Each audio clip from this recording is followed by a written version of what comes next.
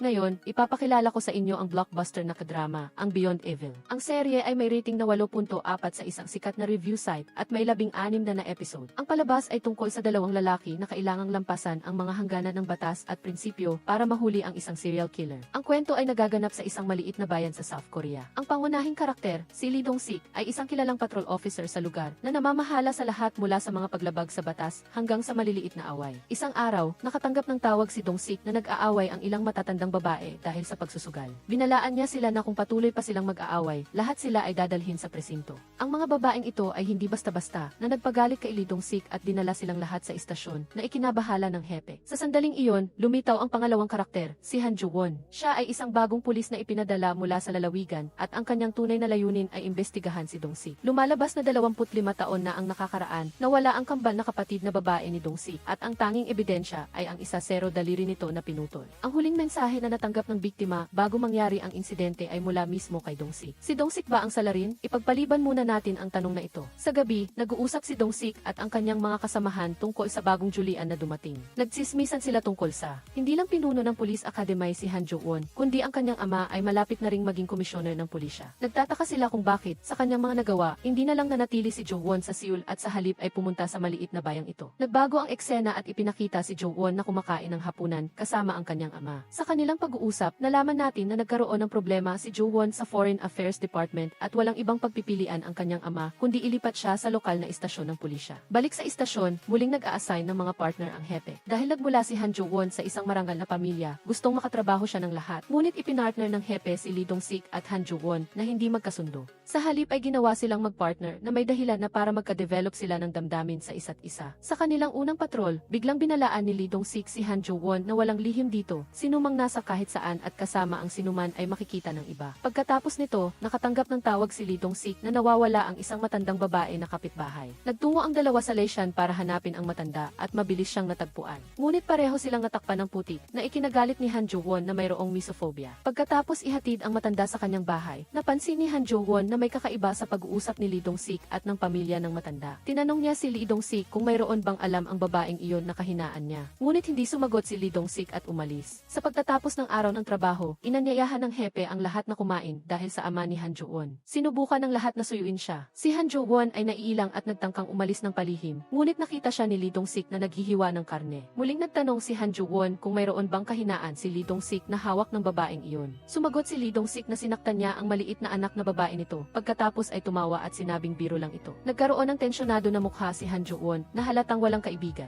Ngunit hindi inakala ni Han Joo-won na biro ito. Hiningi niya sa kanyang kaibigan ang mga file ng biktima noong taong iyon. Pag-uwi ni Han Joo-won, natuklasan niya na hindi lang ang kapatid na babae ni Lee Dong-sik ang biktima. Ang salarin ay nanakit ng 4 na kababaihan gamit ang parehong brutal na pamamaraan. Noong Marso 16 na, 2011, 3 bangkay ang natagpuan. Ang kapatid na babae lang ni Lee Dong-sik ang nawawala. Nagtataka si Han Joo-won kung si Lee Dong-sik ba ang salarin at kung bakit sa loob ng 25 taon ay walang katulad na insidente na nangyari. Naalala niya na 9 na buwan na ang nakakaraan habang nasa Foreign Affairs Department pa siya sa Seoul. Iminungkahi niya si Lee Dong-sik bilang suspect. Narinig ng lahat ang tungkol sa nabaliw na pulis na ito. Lumalabas na si Lee Dong-sik ay dating sikat na pulis sa investigative team. Ngunit matapos ang ilang insidente, na-demote siya sa lokal na istasyon ng pulisya. Ito ay lalo pang nagpatibay sa paniniwala ni Han Joo-won na si Lee Dong-sik ang suspect. Sa kabilang banda, hindi tumigil si Lee Dong-sik sa paghahanap sa kanyang kapatid at palihim din siyang sinusubaybayan ni Han Joo-won. Sa sandaling ito, tumunog ang telepono. Muling nawawala ang matandang babae na ilang araw na ang nakakaraan. Iniling ng hepe kay Han Joo-won na sumama sa paghahanap. Pagdating ng lahat sa Lashan, malapit nang lumubog ang araw. Biglang nadula si Oh Jae-hoon at tila may nakita siyang hindi kapanipaniwala. Tinawag niya si Lee Dong-sik at tumakbo ang dalawa. Pareho silang nagtaka kung si Yoo Jae-on, ang kapatid ni Lee Dong-sik, ba ito o kung muling umatake ang salarin.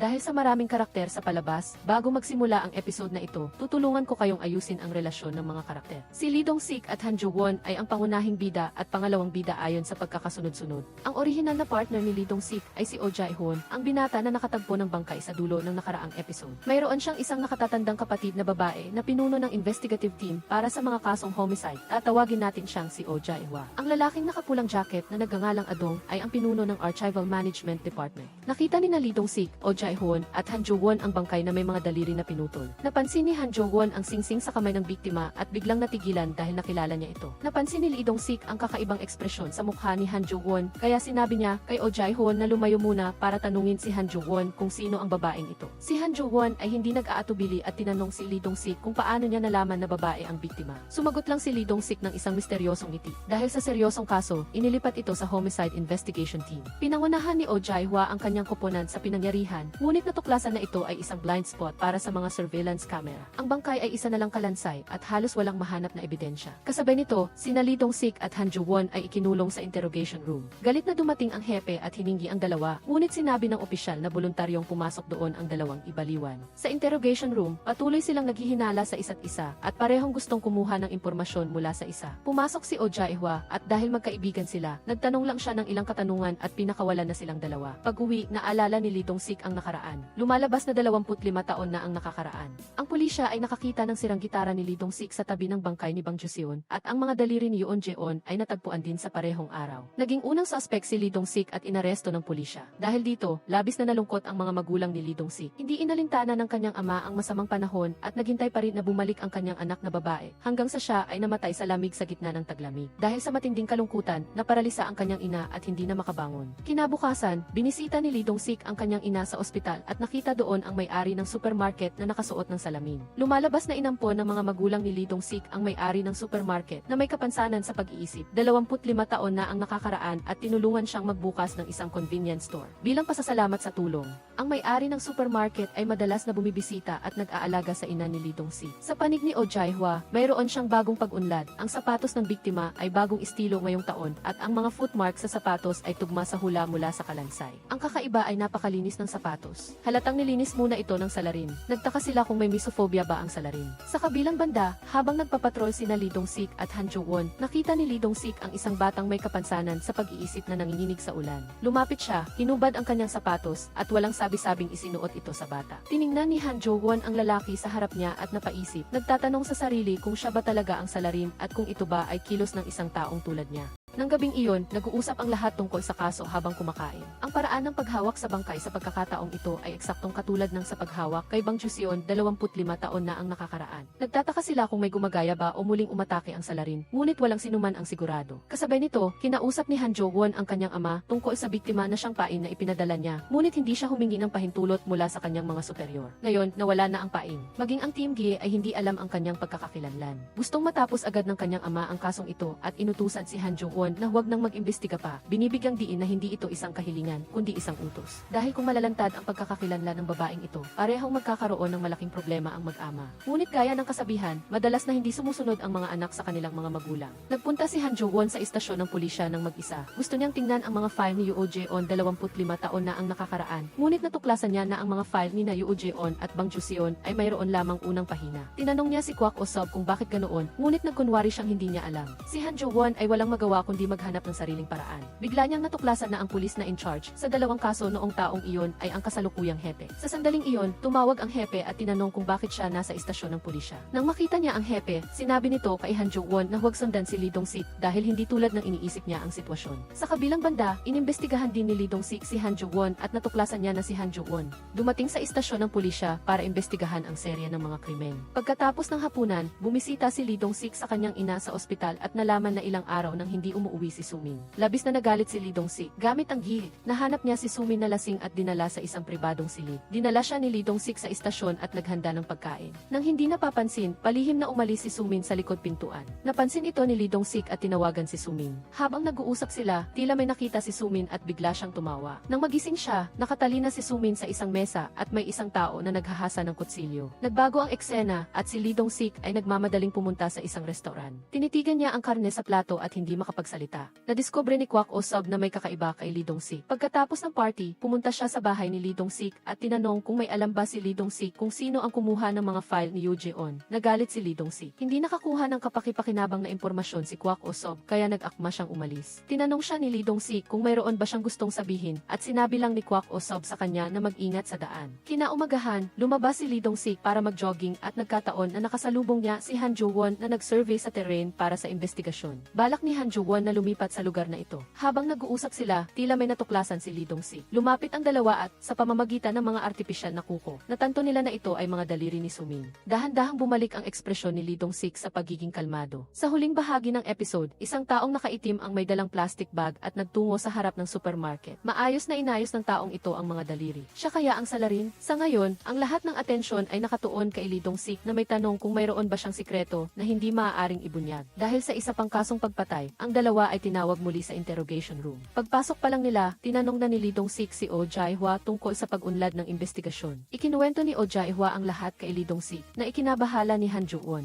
Naalala niya na dati ay ganito rin ang ginawa ng hepe at tila tinutulungan ng buong nayon si Lee Dong-sik. Naramdaman ni Han Jo-won na si Lee Dong-sik. Siguro, si Lee Dong-sik ang may hawak sa lahat. Iminungkahi ni Han Jo-won na palitan ang opisyal na in charge sa kaso. Dahil si Oh Jae-hwa at Lee Dong-sik ay matalik na magkaibigan at si Lee Dong-sik ang suspect sa kaso 25 taon na ang nakakaraan. Tumugon si Lee Dong-sik na hindi rin makakawala si Han Jo-won sa pagiging kasangkot dahil pareho silang nakatagpo sa biktima at nagsimula lang mangyari ang mga kaso matapos dumating si Han Jo-won sa bayan. Hindi alam ni Han Jo-won kung paano sasagot. Inilatag niya ang sitwasyon sa kanyang ama at sinabi na hindi siya mananatiling tahimik. Humingi siya ng tulong sa kanyang ama na makuha ang surveillance footage ng archival room ng istasyon ng pulisya para makita kung si Lee Dong-sik ba ang kumuha ng mga file. Binisita ni Oh Jae-hwa at Kwak O-sub si Lee Dong-sik para ipaalam sa kanya na si Sumin. Si Sumin ay kasalukuyang nakilala lamang bilang nawawala dahil wala pa ring natatagpo ang bangkay. Ipinaliwanag ni Lee Dong-sik na ayaw ibalik ng salarin ang biktima. Tila may gusto siyang sabihin, ngunit hindi na lang itinuloy na nag-iwan ng impresyon na alam niya kung sino ang salarin. Sa panig ni Han Jo-won, naalala niya ang nakaraan. Ang babaeng may suot na singsing ay nagngangalang Lee Jin-hwa at dahil sa iligal na paninirahan, napilitan siyang magsilbing pain para kay Han Jo-won. Nagkasundo ang dalawa na kung mayroong emergency, magpapadala si Lee Jin-hwa ng mensahe bilang signal. Sa araw mismo ng pagkawala ni Lee Jin-hwa, nakatanggap si Han Jo-won ng ganoong mensahe. Kasabay nito, ipinadala ng kanyang ama ang footage ng archival room, ngunit ang mahalagang impormasyon ay nabura. Nagmamadaling tumakbo si Han Jo-won papunta sa archival room, at natuklasan na ang mga nawawalang file ay bumalik na. Naghinuha siya na ito ay gawa ni Lee Dong-sik at nagtaka sa kanyang motibo. Pakiramdam niya, ito ay isang hindi direktang pag-amin. Sa kabilang banda, may bagong natuklasan ang search team. Nakakita sila ng isang telepono na, bagaman hindi pa matukoy ang may-ari, ang tatlong mensahe dito ay ipinadala kay Han Jo-won. Nalaman ito ng ama ni Han Jo-won at nagalit. Ipinadala niya ang kanyang tauhan na nagngangalang Seo Hyuk sa Homicide Investigation Team 2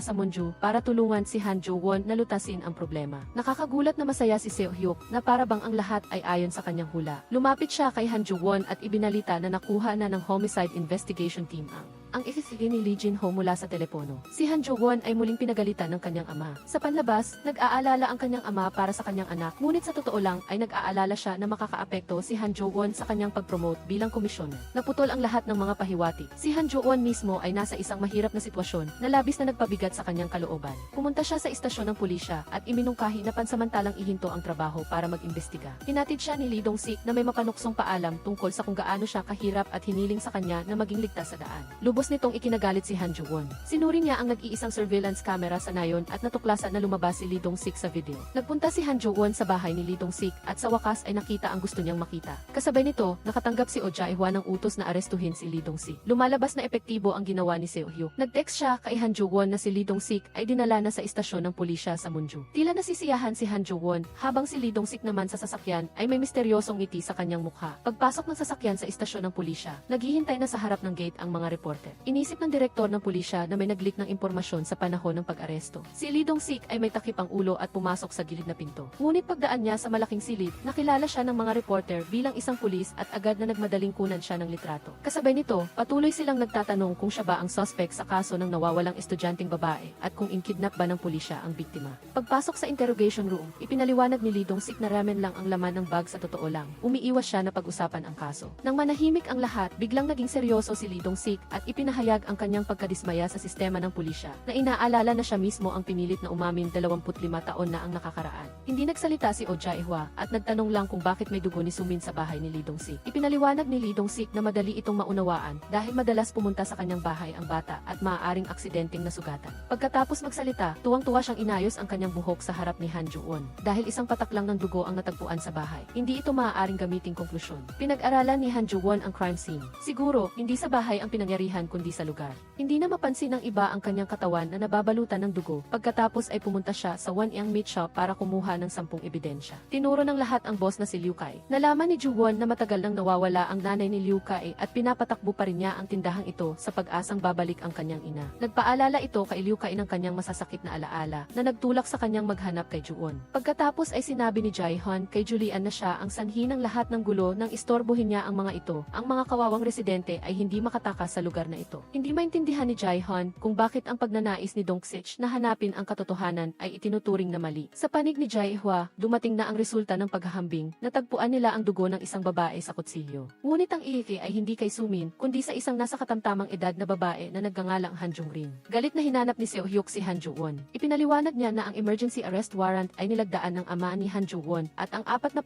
oras na pagkakakulong ni Lee Dong-sik ay malapit nang matapos. Kung walang ebidensya, kailangan nilang palayain si Lee Dong-sik at ang lahat ng kanilang ginawa ay walang saysay. Inutusan ni Seo Hyuk si Han Ju-won na huwag nang makialam pa sa kasong ito, na labis na ikinainis ni Han Ju-won. Sa kabilang banda, pumasok si Kwak Oh-sub sa opisina ng direktor ng pulisya at sinabing maaari niyang patunayan na inosente si Lee Dong-sik dahil magkasama sila noong gabi ng insidente. Malinaw na sinungaling ito, ngunit nagtanong ang mga tao kung maaaring magsinungaling ang isang pulis. Nagbago ang eksena at lumitaw ang dalawang mahalagang karakter. Ang lalaki ay si Lee Chang-jin, isang investor mula sa Seoul at dating asawa ni Oh Jae-hwa. Ang babae ay si Do Hae-won, ang ina ni Kwak Oh-sub at isang konsehal na malapit nang mapromote bilang mayor ng Munju. Dagdag pa ang ama ni Han Jo-won na si Han Ki-hwan. Ito ay isang tipikal na halimbawa ng koneksyon ng kapangyarihan. Pinag-uusapan ng tatlo ang tungkol sa pag-unlad ng Munju. Hindi mapakali si Lee Chang-jin dahil bilang isang investor, ayaw niyang maulit ang kasaysayan tulad ng 25 taon na ang nakakaraan kung saan nabigo ang plano dahil sa kasong pagpatay. Si Do Hae-won, sa labas, ay nagpapanggap na nagmamalasakit sa mga mamamayan, ngunit sa totoo lang ay gusto niyang maging mayor. Kahit matagal nang umalis si Han Ki-hwan sa Munju. Pero nag-aalala siya na ang dumi sa kanyang anak ay maaaring makaapekto sa kanyang pag-promote bilang direktor. Nagkaisa ang tatlo para sa kanilang sariling kapakanan. Hiniling ni Lee Chang-jin kay Han Ki-hwan na i-block ang balita tungkol sa kaso ng pagpatay at nangako siyang siya mismo ang bahala sa iba pa. Si Lee Dong-sik ay pinalaya. Nagpunta siya sa restaurant ni Yoo Jae para kumain. Sa GC, biglang lumabas ang isang interview sa mga kaklase ni Sumin. Inilarawan ng mga kaklase na si Sumin ay hindi disenteng estudyante na madalas pumunta sa bar at nakikipag-ugnayan sa masasamang tao. Malinaw na ito ay isang diskarte ni Lee Chang-jin para tapusin ang kaso sa pamamagitan ng pampublikong opinyon. Umuwi si Lee Dong-sik sa kanyang basement at umiyak ng mag-isa. Naiwan si Ju-won at tinutukan ng baril si Dong-sik. Pinipilit siyang sabihin ang totoo. Tumawa si Dong-sik at ipinaliwanag na ang dahilan kung bakit hindi nalutas ang kaso ni na Eugene at Bang Ju-seon ay dahil sa sitwasyon na walang matibay na ebidensya. Biglang mailumabas na alibi. Binanggit ni Dong-sik na nagbigay ng peking testimonya para sa kanya si Adong at dahil lang sa sinabi ng pulis na ito ay itinuturing na totoo isang legal na butas sa Korea. Inilabas niya ang larawan ng cellphone ni Lee Jin-ho at pinilit si Ju-won na barilin siya. Binalaan siya na kapag ginawa niya iyon, matatapos ang buhay niya at ng kanyang ama ang magiging hepe ng pulisya. Sa huli, nanalo ang katwiran. Naintindihan ni Ju-won na sa kanyang paghahanap ng katotohanan, siya mismo ay hindi sinasadyang nagkasala sa kaso ni Lee Jin-ho. Hindi niya mapigilan ang sarili at ngayon ay pinipilit niya si Dong-sik gamit ang baril na sabihin ang totoo ayon sa kanyang pananaw. Tinanong niya ang sarili kung siya pa ba si Han Ju-won, ang valedictoria ng Police Academy. Pagkatapos ay siya ay tumakbong palabas, patuloy na inaalala ang mga sinabi ni Dong-sik. Maaga kinabukasan, pagkatapos maunawaan ang intensyon ni Dong-sik, humarap si Ju-won sa media at idineklara na ang kasong ito ay maaaring isang serye ng mga krimen mula 25 taon na ang nakakaraan. Nang lumabas ang mga salitang ito, ang plano sa pagpapaunlad ng Munju ay naharap sa walang katiyakang pagpapaliban na nag-iiwan sa mga tao na magtaka kung ano ang iniisip ng ama ni Ju-won sa sandaling iyon. Muling pumunta si Ju-won sa bahay ni Dong-sik at tinanong ang mga biktima na sinaktan ni Guy at kung si Dong-sik ay nagtatago para kay Guy. Naglitawan sa bayan ang serye ng mga krimen na may parehong modus operandi ng 25 taon na ang nakaraan na nagdudulot ng hinala sa lahat, lalo na kay Dong-sik, ang tinatawag na baliw na pulis. Kahit na hindi siya ang salarin, siguradong may alam siya sa ilang katotohanan. Nang tanungin siya ni Jung-woo, hindi direktang sumagot si Dong-sik. Sa halip ay naglista siya ng mga pangalan, Adong, Liu Kai, Chief Jae-hwa, Jae-hoon at 2 pang tao sa istasyon ng pulisya. At saka siya nagtanong kay Jung-woo kung sino ang tinatago niyang Lee. Pakiramdam ni Jung-woo ay nilinlang siya at nagtaka kung ito ba ay gawa ng isang grupo ng mga salarin. Sa gitna ng kanilang pagtatalo, empleyado. Lumabas ang ama ni Han Ju-won sa Z. Idineklara niya na ang sinabi ni Han Ju-won sa media ay hindi kumakatawan sa pulisya at humingi siya ng paumanhin sa paglikha ng pagkalito sa lipunan. Ipinahayag niya sa publiko na pinatawan niya ng parusa si Han Ju-won sa pamamagitan ng paglipat sa kanya mula sa Seoul's Foreign Affairs Division papunta sa lokal na istasyon ng pulisya ni Dong-sik. Nagpahayag si Dong-sik ng pagtataka sa para sa publiko, isasakripisyo ang pribado na kilos ni Eng Han na patuloy na binigyang diin na bagamat siya ay ama ni Han Ju-won, isa rin siyang leader ng 120,000 pulis sa Korea. Pagkatapos humingi ng paumanhin sa publiko, muling nagtipon ang tatlong miyembro ng alyansa ng katiwalian. Idineklara ni Han na nagawa na niya ang dapat niyang gawin, at sinabing ito na ang huling pagkikita nila. Pagkatapos ay tumayo siya at umalis. Bagaman tinawag siya ni Ju-won, ganap na binaliwala ni Han ang kanyang anak. Kinabukasan, nang umuwi si Ju-won, nalaman niyang pinalitan ni Han ang password ng pintuan at tumanggi rin ang katulong na pagbuksan siya ng pinto. Walang ibang pagpipilian, minaneho ni Ju-won ang kanyang kotse papunta sa istasyon ng pulisya. Pagbaba niya sa kotse, agad siyang sinundan ng naghihintay na reporter. Ininis nila si Ju-won sa pamamagitan ng pagbanggit kung paanong ang isang talentadong tao na nangunguna sa Police Academy ay dinala sa isang kahabag-habag na lugar na tulad nito. Sumaklolo si Dong-sik sa pamamagitan ng pagtanong pabalik sa reporter kung ang lugar na ito ay hindi isang istasyon ng pulisya at kung sila ay hindi mga pulis. Lumabas si Chief Nam Sang-bae at hiniling sa mga reporter na huwag nang magpakita sa kanilang nasasakupan. Ang biglaang kabaitan na ito ay nagpagulo kay Ju-won na hindi niya maintindihan kung ano ang intensyon ng lahat. Ipinaliwanag ni Dong-sik na anuman ang kanilang hindi pagkakasundo, nagkakaisa sila sa harap ng kaaway. Iyon ang diwa ng istasyon ng pulisya sa Manyang. Habang nag-iisip si Ju-won, biglang tumakbo palabas si Dong-sik at nagmamadaling sumunod si Ju-won. Nagmaneho sila papunta sa isang plaza kung saan lumapit si Lee Chang-jin sa may-ari ng supermarket na nakasalamin na hinihiling na magsalita ito sa publiko upang magkaroon ng paborableng opinyon para sa pagpapatuloy ng pagpapaunlad ng Munju. Nagalit si Dong-sik, dumiretso siya sa karamihan at hinila ang may-ari ng supermarket mula sa entablado. Ang kilos na ito ay hindi ikinatuwa ng karamihan dahil si Dong-sik ay itinuturing pa ring suspect. Sinisi ng mga tao si Dong-sik sa pagkabigo ng proyekto sa pagpapaunlad ng Munju, 25 taon na ang nakakaraan. May mga nagsabi pa na bagay lang kay Sumin ang mawala na labis na ikinagalit ni Dong-sik. Lumitaw si Do Hae-won na may maayos na panlabas, nagpayo at hiniling kay Dong-sik na lumayo sa kanyang anak. Lumabas na 25 taon na ang nakakaraan, si Adong mismo ang nagpatunay kay Dong-sik kaya siya ay napalaya. Ito rin ang dahilan kung bakit ngayon ay hindi pinapaalam ni Dong-sik kay Adong ang anumang bagay, sa prinsipyo na mas kaunting alam, mas ligtas. Nang utusan ni Lee Chang-jin ang kanyang mga tauhan na paalisin si Dong-sik, hindi nag-atubili si Dong-sik na sumugod at lumaban. Sumama rin si Ju-won na sinasabing ginagawa niya ang kanyang tungkulin bilang isang pulis. Tulad ng inaasahan, muling dinala ang dalawa sa interrogation room na nagdulot ng kawalan ng pag-asa kay Jae-hwa. Hiniling niya sa kanilang dalawa na makipag-areglo kay Lee Chang-jin at inamin din na ayaw niyang makita si Chang-jin na dating asawa niya. Hiningi ni Ju-won kay Lieutenant Han na imbestigahan ang nakaraan ni Adong dahil may pakiramdam siyang may mali kay Adong. Samantala, nalaman ni Dong-sik na si Jae-hon ang nagbunyag sa media tungkol sa kanyang pagkaaresto. Nang tawagin niya si Jae-hon sa basement, nalaman niya na ginawa ito ni Jae-hon para sa kapakanan ni Dong-sik. Naniniwala siyang hindi maaaring si Dong-sik ang salarin dahil noong gabing nangyari ang insidente. Nakita ni Jae-hon na nagkita sina Adong at Sumin. Nakatanggap si Ju-won ng impormasyon mula sa investigasyon ni Lieutenant Ha at lumapit kay Dong-sik. Nagtanong tungkol sa kinaroroonan ni Adong pagkatapos mawala si Eugene. Nang sabihin ni Dong-sik na nag-aral si Adong sa ibang bansa, naglabas si Ju-won ng nakakumbinsing ebidensya. Pagkatapos mawala si Eugene, dinala si Adong sa isang psychiatric hospital at sa pilitang na-confine doon sa loob ng 4 na taon.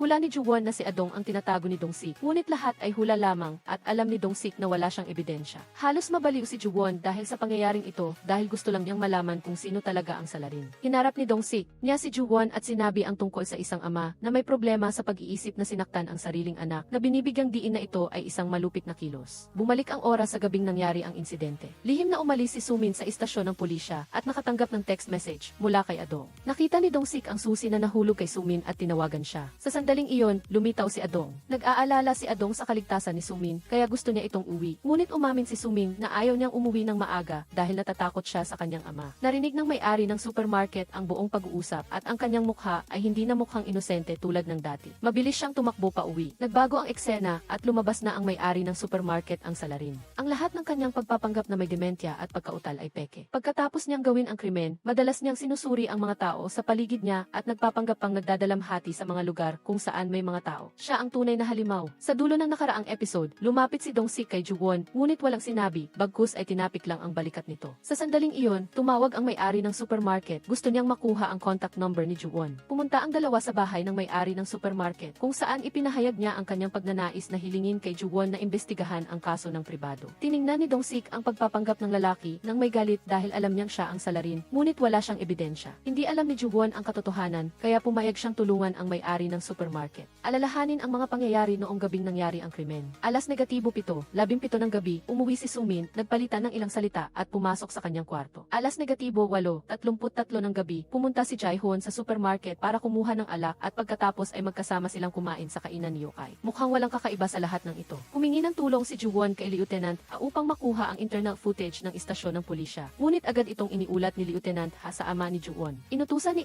Han na ibigay ang lahat ng kahilingan ng kanyang anak, basta't huwag lang itong gumawa ng gulo. Samantala, pinuntahan ni Adong ang kanyang ina na si Do Hae-won at ipinaalam sa kanya na siya ay nagbabakasyon. Nag-aalala si Do Hae-won na baka bumalik ang sakit ng kanyang anak, kaya hindi na siya nagsalita pa. Pagkatapos umalis ni Adong, lumabas si Lee Chang-jin mula sa loob ng kwarto at nag-usap silang dalawa. Para bilisan ang pagpapaunlad ng Muju, nakuha ni Lee Chang-jin ang footage mula sa dashcam. Ipinapakita nito na nakilala ni Sumin ang mga gay bago ang aksidente. Gayunpaman, lumabas din si Ajong sa video. Dahil sa ugnayan, nagpa siya si Ikwa na tanggalin ang bahaging may kinalaman sa kanyang anak bago ibigay sa pulisya. Nakatanggap si Juan ng investigative report mula sa cell hub na nagsasaad na tanging ang station chief ang pumunta sa surveillance room ng police station. Hinarap ni Juan ang station chief at pagkatapos niyang siguraduhin na walang recording, inamin ng station chief na siya mismo ang nagtanggal ng footage mula sa storage room dahil sa tiwala niya kay Dong-sik. Habang sila ay nag-uusap, dumating din si Dong-sik at pinayuhan ang station chief na huwag mag-risky. Tung nang ganoon muli, inutusan niya si Chief Nam Sang-bae na sabihin kay Ju-won ang lahat. Tinanong pabalik ni Chief Nam Sang-bae kung bakit hindi ginawa ni Dong-sik iyon mismo. At the same time, nakatanggap ang heavy crime investigation team ng video mula sa dashcam. Sa video, lumabas si Jae-hoon, ngunit kung pinanood nila ang buong video, lalabas din si Adong. Pumunta lang si Jae-hoon sa supermarket, ngunit kinunan lamang ng video ang kanyang paglitao sa likod ni Sumin na nag-iwan ng hinala na sinusubaybayan niya ang dalagita. Nang pumunta ang heavy crime investigation team para arestuhin si Jae-hoon, pinakalma siya ni Dong-sik at pinayuhang sabihin ang totoo. Pagkatapos ay pumunta si Dong-sik sa storage room para hanapin si Adong. Dahil naroon din si Adong noong gabing iyon at makakapagpatunay sa pagiging inosente ni Jae-hoon, ngunit si Adong ay nagbabakasyon. Si Jae-hwa, bilang kamag-anak ng suspect, ay hindi maaaring makilahok sa interogasyon. Pumunta ang lahat sa restaurant ni Yokai, kung saan ipinahayag ni Jae-hwa ang kanyang kalungkutan at ang kanyang kagustuhang si Adong ang salarin. Nang tumingala si Dong-sik, lumitaw ang may-ari ng supermarket sa pintuan at umiiyak na sinabi ni Jae-hwa na walang kinalaman si Jae-hoon sa pagkamatay ni Sumin.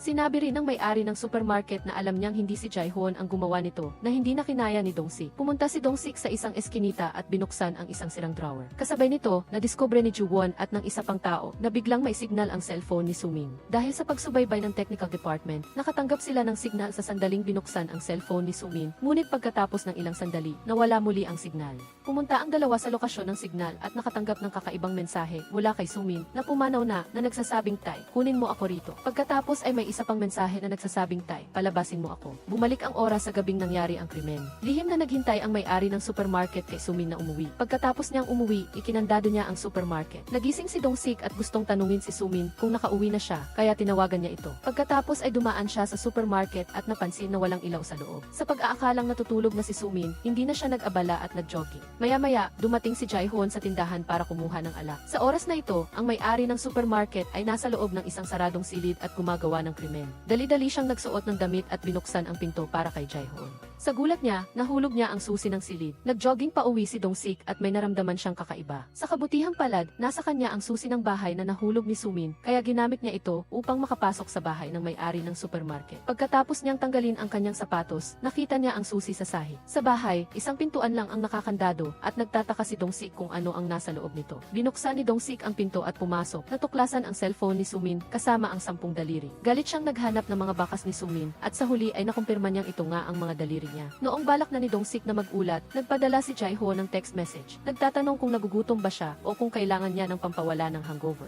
Maya-maya, naaalala ni Dong-sik ang sinabi ng may-ari ng supermarket tungkol sa pagtulog na parang patay na tao. Sa sandaling iyon, tumawag ang may-ari ng supermarket. Inaanyayahan si Dong-sik na maghapunan sa restaurant ni Yokai. Pinigilan ni Dong-sik ang kanyang sakit at kalmado siyang sumagot na pupunta siya. Pagkatapos niyang ibaba ang telepono, balak pa rin ni Dong-sik na mag-ulat, ngunit naalala niya na kung hindi matatagpuan ang bangkay, hindi magiging matagumpay ang kaso. Tumakbo siya sa bakuran para hanapin ang bangkay ni Sumin. Bagaman hindi niya ito natagpuan, natuklasan niya ang cellphone ni Lee Jin-ho na nagpapatunay na ang lahat ng mga krimen ay ginawa ng may-ari ng supermarket. Gayunpaman, ang batas sa Korea ay nagsasaad na ang pagkuha ng ebidensya ay dapat dumaan sa legal na proseso, kung hindi ay ituturing itong hindi balido. At bukod pa rito, hindi sinusuportahan ng sistema ang dobleng paghatol na nangangahulugang kung ideklara ng inosente ang isang tao, kahit na may matagpuan pang ebidensya, hindi na siya maaaring muling hatulan. Naalala ni Dong-sik ang nakaraan, iniisip ang ama ni ibang Joseon at ang kanyang sariling mga magulang, nagtatanong sa sarili kung dapat niyang hayaang makalaya ang salarin. Nagpasya siyang labagin ang batas, nagplano na bitagin ang may-ari ng supermarket at dalhin ito sa hustisya. Kaya, kinuha niya ang mga daliri ni Sumin at inilagay ang mga ito sa harap ng supermarket. Bumalik sa kasalukuyan, ang mga mensahe mula kay Sumin ay ipinadala din ni Dong-sik na mailayuning pilitin ang may-ari ng supermarket na magkamali. Lumapit ang may-ari ng supermarket kay Dong-sik at Chuwon, sinasabing may naalala pa siyang ilang detalye.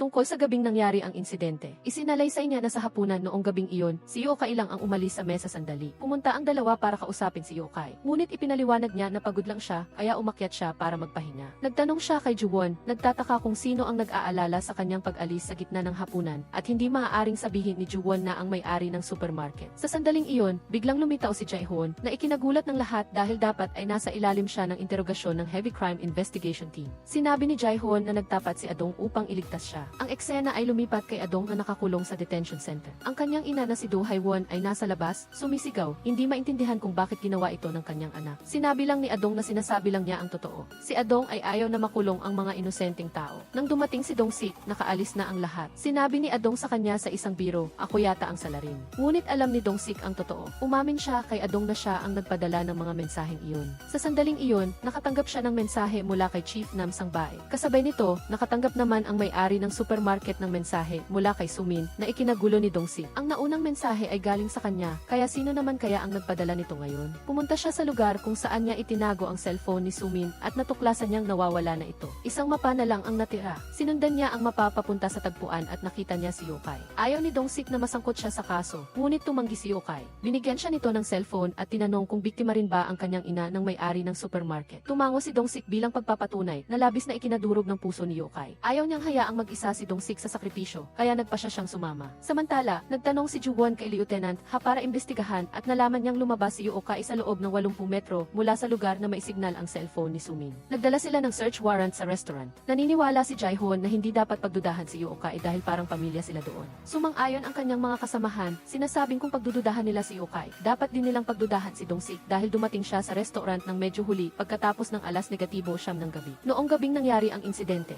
ang mga salitang ito ay nagduda kay Juwon. Dahil sa koneksyon ng kanyang ama, nakipag-ugnayan siya sa technical department at natuklasan na pumunta si Chief Nam Sang-bae sa istasyon ng pulisya kinaumagahan upang burahin ang isang surveillance video na wala siyang karapatang burahin. Nagmaneho si Juwon patungo sa lokasyon ng surveillance camera, tumayo sa ibabaw ng kanyang kotse at napagtanto na ang kamera ay nakatutok mismo sa pintuan ng supermarket. Nangangahulugan ito na tiyak na may mahalagang bagay na naitala ang naburang video. Kasabay nito, kinuha ng may-ari ng supermarket ang piraso ng karne mula sa refrigerator at patuloy na tinatadtad ito na parabang may hinahanap sa loob. Pagkatapos ay pumunta siya sa tindahan ng karne ni Yokai. Habang nakikipag-usap, hinawakan niya ang kutsilyo sa chopping block na labis na ikinatakot nito. Sinabi niya na parating na si Dong-sik at tinanong kung may kailangan siya. Sinabi ng may-ari ng supermarket na wala at umalis. Ikinandado ni Yokai ang pinto at natuklasan na may iniwan siyang isang bagay at isang piraso ng papel. Ang hair clip ay pag-aari ng kanyang yumaong ina. Binuksan niya ang papel at binasa, lugar ng Monju Stream, 50 metro pababa, sa tabi ng bato. Yokai, kunin mo ang iyong ina. Pinuntahan ni Juwon si Dong-sik at tinanong kung sino talaga ang salarin. Nagtaka siya kung bakit ang isang chief na malapit nang magretiro sa loob ng isang taon ay pumunta sa istasyon ng pulisya sa hating gabi upang burahin ang isang surveillance video. Binalaan ni Juwon si Dong-sik na kung hindi niya sasabihin ang totoo, aarestuhin niya si Chief Nam Sang-bae dahil ang pulisya ay gusto lang ng resulta at walang pakialam kung sino ang salarin. Habang nagsasalita, inilabas niya ang kanyang baril. Sa sandaling iyon, tumawag si Yokai, sinasabing kung may mangyari sa kanya, siguraduhin na arestuhin ang may-ari ng supermarket. Gulat na sumigaw si Dong-sik kay Juwon na tumabi. Hinalukay ni Yokai ang bangkay ng kanyang ina. Mula sa malayo, maririnig ang tunog ng kotse. Habang sinasagip ng mga pulis si Yokai, bumalik ang may-ari ng supermarket sa bahay. Isa-isa niyang inalis ang mga bricks sa sahig. Sinabi niya kay Sumin na ayon sa kanyang kahilingan, hahayaan na niya itong umalis sa bahay. Sinabi ni Juwon, inaaresto kita sa salang pagdukot, pagkulong, at pananakit kay Sumin. May karapatan kang manahimik, may karapatan kang humingi ng abogado, may pagkakataon kang depensahan ang sarili mo, at may karapatan kang humingi sa korte na suriin ang legalidad ng pagkakakulong. Ibigay mo ang iyong mga kamay. Ang pag-aresto na ito ay nagdulot ng malaking kaligayahan sa lahat. Sinubukan pa ng may-ari ng supermarket na lumaban at tinanong si Juwon kung mag-isa ba ito. Ngunit paano naman mangyayari iyon? Sa huli, ang serial killer pagkatapos ng 25 taon ay nahuli na. Inilibing pa nga niya ang sarili niyang anak sa likod bahay. Kaya, paano nagkasundo sina Juwon at Dong-sik na dati hindi magkasundo? Bumalik sa nakaraan bago ang pag-aresto, pagkatapos makatanggap ng tawag mula kay Yokai. Labis na nag-alala si Dong-sik. Ngunit naalala niya ang naunang pahayag ng ng may-ari ng supermarket at napagtanto niyang isa itong bitag. Kaya, pinahanap niya si Yookay kay Adong, habang siya at si Ju-won ay pumunta sa bahay ng may-ari ng supermarket. Mabilis na naging balita ang insidente at si Enith Han ay bahagyang ipinagmamalaki ang kanyang anak sa Zi. Tinawagan niya ang direktor ng Munju Police Agency. Inutusan siyang imbestigahan ang kasong ito ng lubusan. Marahil ay ito na ang pagkakataon para maibalik si Ju-won sa headquarters sa Seoul. Pagkatapos niyang ibaba ang telepono, dumating si Lieutenant Ha upang bisitahin si Enith Han. Hiniling niyang gawin niya ang tatlong bagay. Una, banggitin ng paulit-ulit ang pangalan ni Han Ju-won sa media. Pangalawa, huwag magbunyag ng anumang detalye tungkol sa kaso sa media. At panghuli, huwag banggitin si Lee Dong-sik. Sa ganitong paraan, makakagawa ng kabutihan ang kanyang anak at maaaring ma-promote. Sa forensic department, dumating na ang autopsy report. Ang tunay na sanhi ng kamatayan ni Sumin ay multiple organ failure na nagresulta sa cardiac arrest dahil sa subcutaneous hemorrhage. Mayroon siyang pinutol na mga daliri na nagpapatunay na buhay pa si Sumin nang putulin ang kanyang mga daliri. Pagkatapos ay inilibing siya sa ilalim ng lupa. Nakuha ni Dong-sik ang impormasyon mula kay Lieutenant Ha at nadama niya ang matinding pagsisisi. Malamang na buhay pa si Sumin nang hinanap niya ang katawan. Hindi niya maiisip ang sakit na dinanas ni Sumin bago siya namatay. Ang katotohanan ay tuluyang nabunyag. Binisita ni Julian si Lee Jin-ho na namatay na. Siya ay namatay dahil sa pagtulong sa kanya sa pagsisiyasat. Pumunta siya sa morgue at sinabi ng tagapamahala na ang mga labi ng iligal na imigrante ay hindi madalas na kinikilala. Nalungkot si Julian. Sa gitna ng lahat ng ito, dinala ng chief ng istasyon ang mga dokumento dahil binitawan ng may-ari ng supermarket ang labi ni Sumin.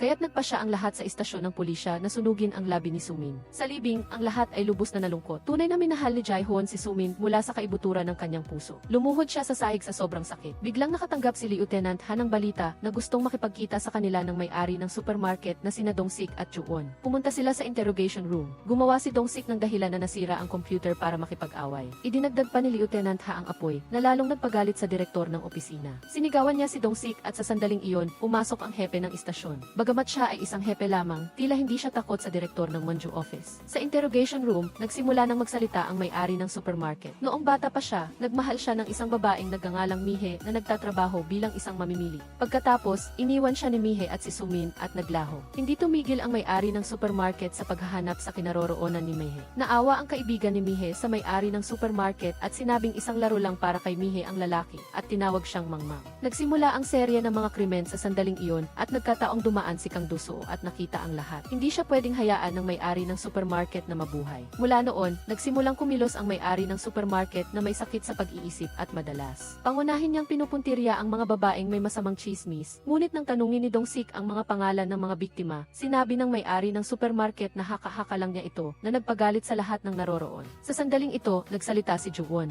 Hindi niya totoong anak si Sumin, tama ba? Agad na nawala sa sarili ang may-ari ng supermarket na utal na nagsasabing tunay niyang anak si Sumin. Sinamantala ni Dong-sik ang kanyang psikolohiya at nagsimulang manukso. Sinasabing mayroong maraming chismis tungkol kay Mihe. Naalala ng may-ari ng supermarket ang nakaraan nang laging alam ni Sumin na nagpapanggap siyang hanga sa labas. Minsan tinanong siya ng batang babae kung tunay siyang ama dahil anuman ang isipin niya, hindi ito makatwiran. Ngunit kung hindi, bakit siya naninirahan sa kanya? Sinabihan siya ng may-ari ng supermarket na tumigil sa pagsasalita at ang mga salitang iyon ang nagpasimula ng kanyang intensyon na kumilos. Hindi na makayanan pa, binaligtad ng may-ari ng supermarket ang mesa at sinunggaban si Dong-sik sa lift. Nang makita ito, agad na ibinagsak siya ni Ju-won. Pagkatapos noon, pumunta silang dalawa sa Red Light District upang hanapin si Mai. Dati, si Ju-won ang responsable sa pagsisiyasat sa mga iligal na imigrante sa Foreign Department at ang tatlong biktima, kasama na si Lee Jin-ho, ay mga kaibigan ni Mai. Sa pamamagitan ng GPS tracking mula sa telepono ng may-ari ng supermarket, pumunta silang dalawa sa isang massage parlor na tinatawag na Maria. Mula sa larawan, nalaman nila na nagtrabaho si Mihe doon, ngunit namatay siya noong nakaraang taon sa isang aksidente sa sasakyan. Nagbalik silang dalawa sa interrogation room.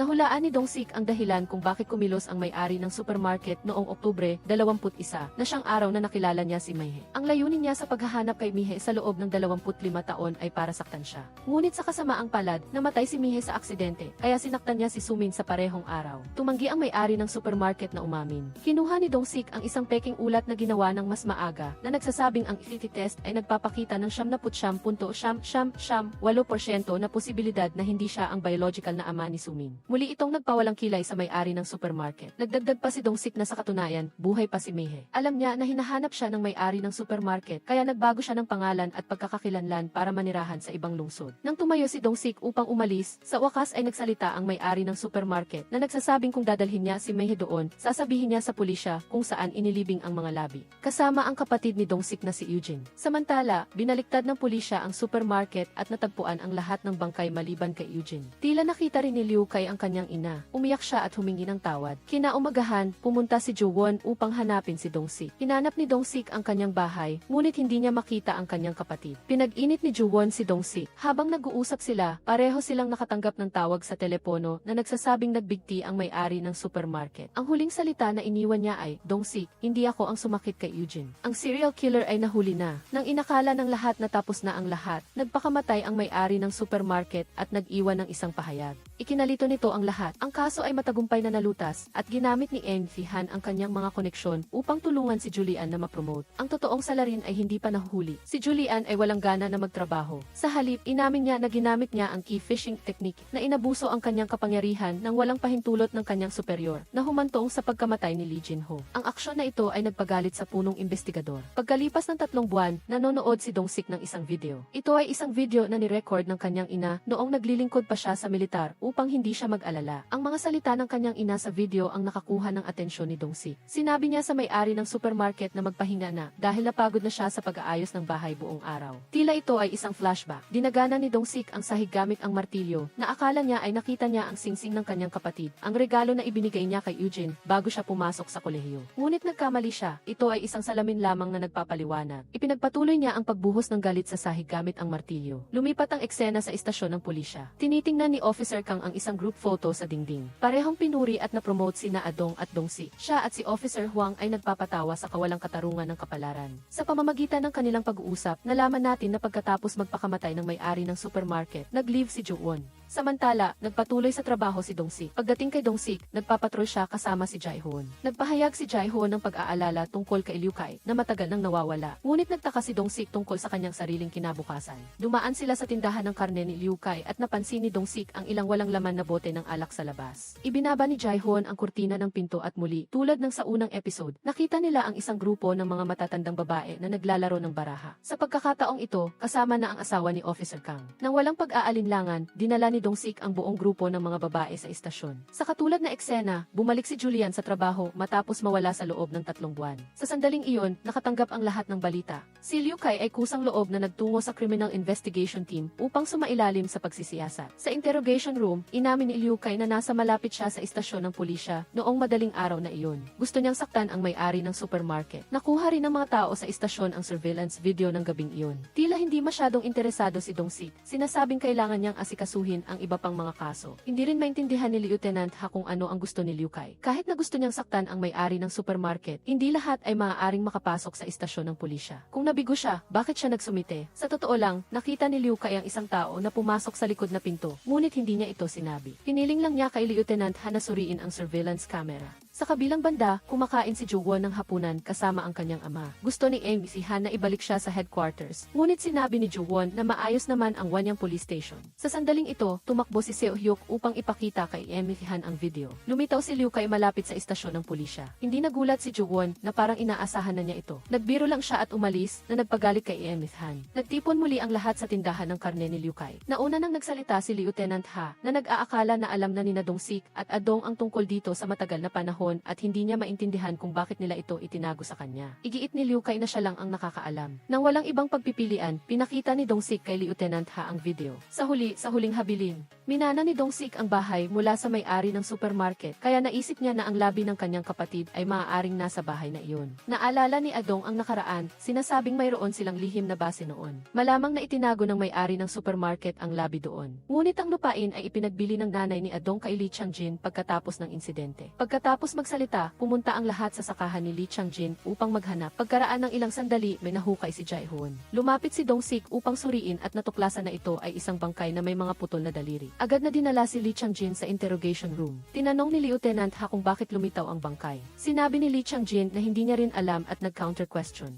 Sinabi niya na iyon ay kanyang pribadong lugar at maaaring kasuhan ang sinumang manghihimasok. Sa sandaling iyon, nagpadala ng mensahe ang search team na bukod pa sa natagpo ang bangkay kaninang umaga, sunod-sunod pa silang nakatuklas ng iba pang bangkay. Tinawagan ng chief ng istasyon ang kanyang kakilala upang tanungin ang sitwasyon. Ayon sa pagsusuri ng ngipin, walang nakitang labi ng taong nasa edad 20. Bumalik si Dong Sik sa bahay na walang pag-asa at nakita niya si Julian na naghihintay doon. Nagdala siya ng ilang kapaki-pakinabang na impormasyon. Lahat ng surveillance camera ay nasira bago mamatay ang may-ari ng supermarket at mayroong death certificate ni Mai sa kanyang tiyan. Pagkatapos magsalita, umalis si Julian. Tiningnan ni Dong Sik ang kanyang ina sa video, pagkatapos ay pumunta siya sa ospital. Kakaiba, biglang may sinabi ang kanyang ina. Kahit walang malay, sinabi niya ang salitang apoy. Naalala ni Dong Sik ang mga sinabi ng may-ari ng supermarket at pumunta siya sa basement ng kanyang bahay. Pagkatapos ng ilang dagok ng martilyo, sa wakas ay natagpuan niya ang kanyang kapatid. Lumalabas na si Eugene ay nakakulong sa dingding sa loob ng 25 taon na labis na nagpasakit kay Dong Sik. Bulalas niya na hindi niya talaga alam na nandyan ang kanyang kapatid. Sa kabilang banda, mag-isang pumunta ang hepe ng istasyon sa tindahan ng karne ni Liu Kai. Tinanong niya kung nakita siya nito noong araw na pumunta siya sa istasyon ng pulisya. Lumalabas na ang hepe ng istasyon ang pumasok sa istasyon mula sa likod na pinto noong gabing iyon. Talaga bang sinaktan niya ang may-ari ng supermarket? Sa sandaling iyon, dumating ang pinuno ng Criminal Investigation Team upang arestuhin ang hepe ng istasyon sa kasong pagtulong sa pagpapakamatay. Nagsimula na ring mag-imbestiga ang search team sa Wanyang Police Station. Sa loob ng safe sa opisina ng hepe, nakita nila ang fishing line at ang death certificate ni Mai. Lumipat ang eksena sa isang taong nakauniforme ng pulis na inilalagay ang mga ebidensya sa safe. Bakit gusto ni second male lead na ipakulong ang hepe ng istasyon? Lumalabas na 3 buwan na ang nakalipas, matapos mamatay ang may-ari ng supermarket. Nakakuha si Julian ng video mula sa isang private detective. Ito mismo ang video kung saan nagtangkang saktan ni Liu Kai ang may-ari ng supermarket. Pagkatapos noon, naglaho si Liu Kai. Pakiramdam ni Julian ay mayroong mali, kaya tinakot niya si Liu Kai na magpunta sa Criminal Investigation Team upang ipaliwanag ang sitwasyon. Pagkatapos nito, patuloy na sinubaybayan ni Julian si Liu Kai.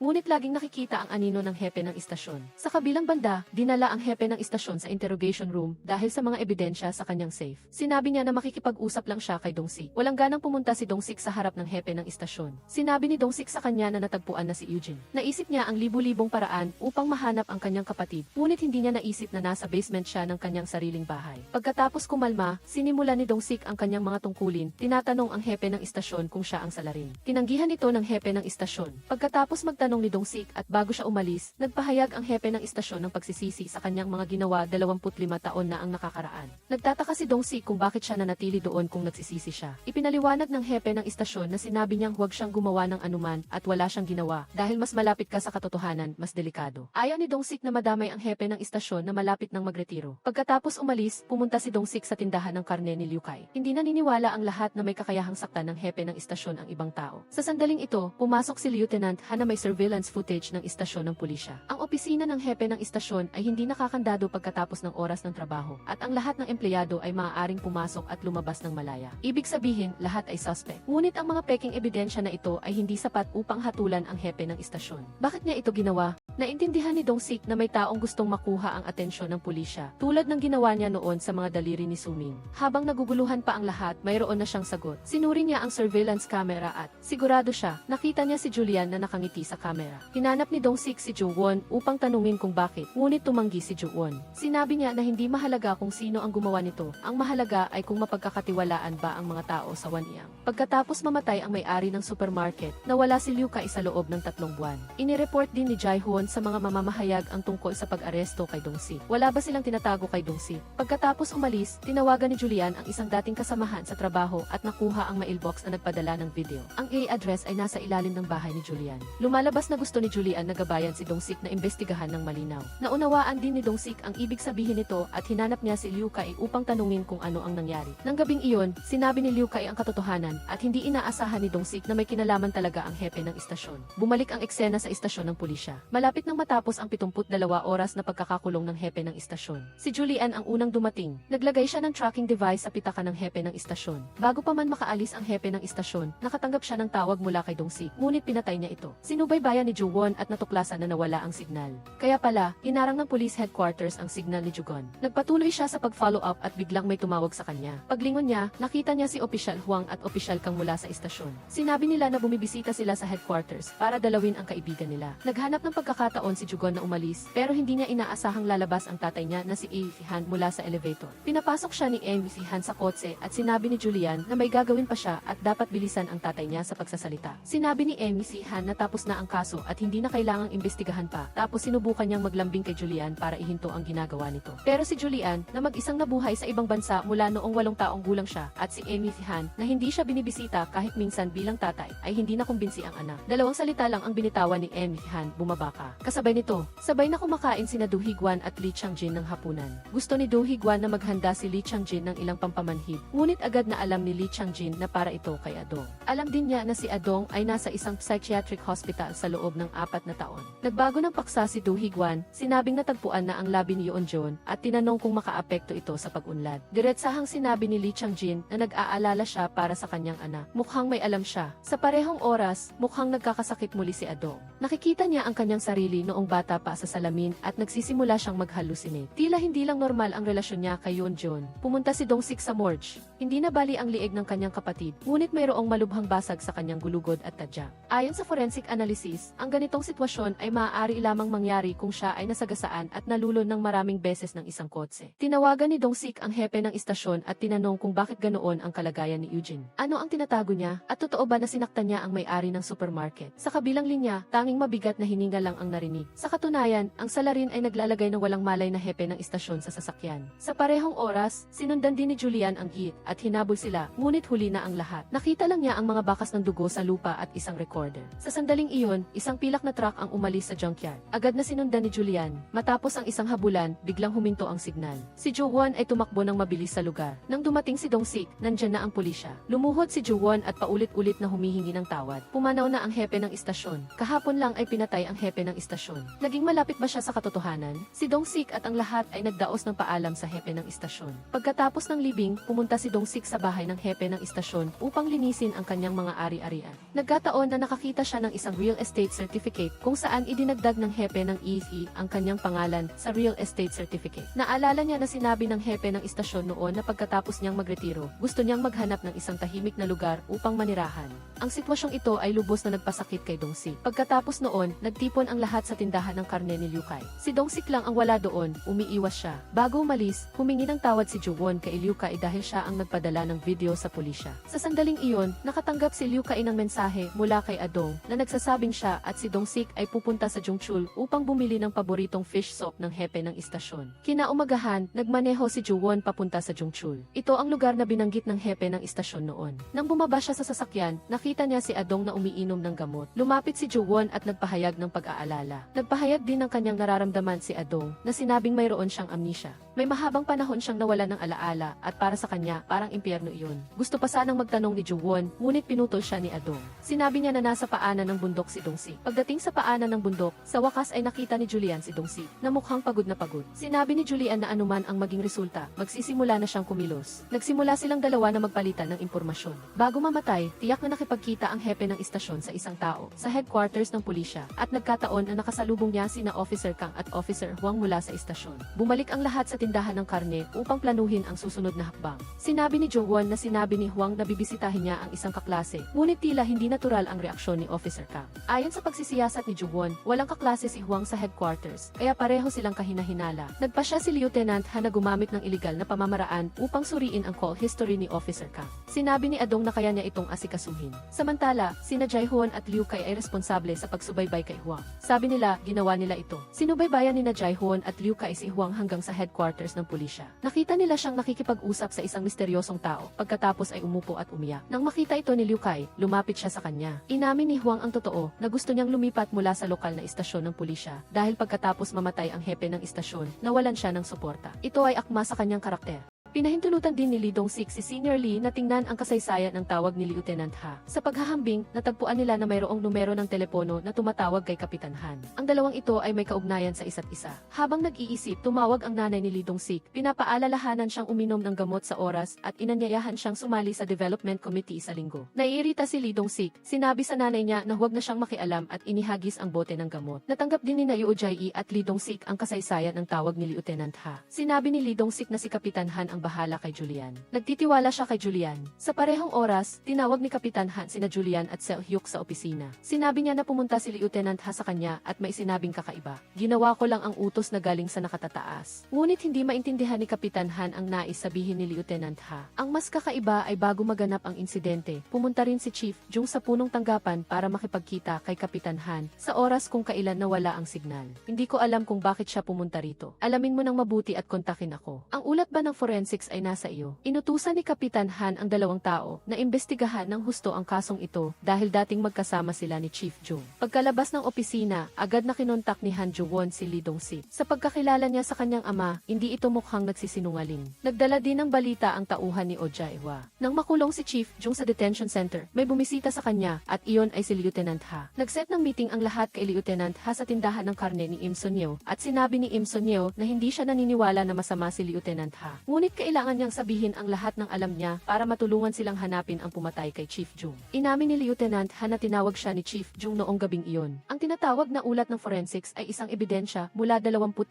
taon na ang nakakaraan ang guitar pick ni Lee Dong-sik. Noong panahong iyon, si Lieutenant Ha mismo ang nagbigay ng ulat na ito kay Chief Jung. Ang ulat ay nagsasaad na walang nakitang fingerprint o ID. Noong panahong iyon, inakala ni Chief Jung na may nagligtas kay Lee Dong-sik at pinunasan ang mga fingerprint. Kaya binugbog niya siya hanggang sa mamatay. Sinabi ni Han Jo-won na nabasa na niya ang case file ng maraming beses, ngunit hindi niya kailanman nakita ang ulat na iyon. Sinabi ni Lieutenant Ha na sinunod lang niya ang utos. Nagalit si Han Jo-won at inilabas ang kasaysayan ng tawag ni Lieutenant Ha. Pagkatapos matanggap ang mensahe mula kay Chief Jung, tumawag siya ng 3 beses sa opisina ni Kapitan Han at 3 beses sa isang iligal na numero ng telepono. Iginiit ni Lieutenant Ha na hindi niya ninakaw ang ulat. Bigla niyang naalala na hindi lang siya ang bumisita kay Chief Jung noong araw na iyon, kundi pati na rin si Captain Ha ng Muju Police Station, si Chief Jung. Pinuntahan ni Han Jo-won si Chief Jung. Inamin niya na nakipagkita siya kay Chief Jung, ngunit dahil lang sa kanilang pagkakaibigan. Sa katunayan, ang surveillance camera noong gabing nagpakamatay ang may-ari ng supermarket. Tinanggihan ito ni Chief Jung at nakita nila ang katawan ng magkasama. Maaring patunayan ni Chief Jung ang pagiging inosente ni Chief Jung, ngunit sa hapagkainan, sinabi niya lang na nag-usap sila tungkol sa kanilang nakaraan. Inilabas ni Han Jo-won ang kanyang trump card. Noong gabing iyon, matagal nang pinanood ni Chief Jung ang surveillance footage. Sa pagsusuri ng gala ng labi, alam ni Han Jo-won kung ano ang nais sabihin ni Chief Jung. Alam niya kung sino ang pumatay sa may-ari ng supermarket. Ang taong pumatay sa may-ari ng supermarket ay papatay rin sa akin. Dahil dito, galit na galit si Chief Jung. Paulit-ulit niyang sinabi na nagpakamatay ang may-ari ng supermarket. Sa kabilang banda, nakatanggap si Lee Chang-jin ng isang anonymous email. Nagpakita siya sa harap ng may-ari ng supermarket. Siya ang nagbigay ng mga gamit sa pagpapakamatay.